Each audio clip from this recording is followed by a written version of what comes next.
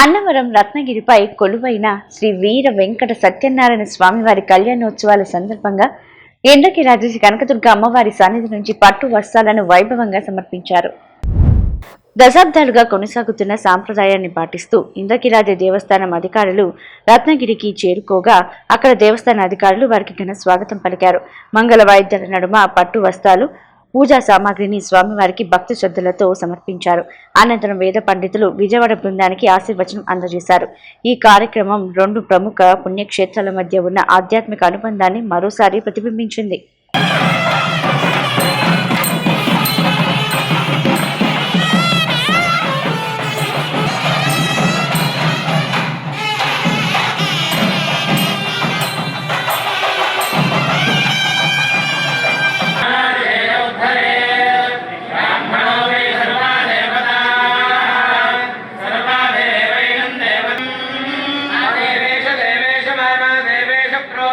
Troda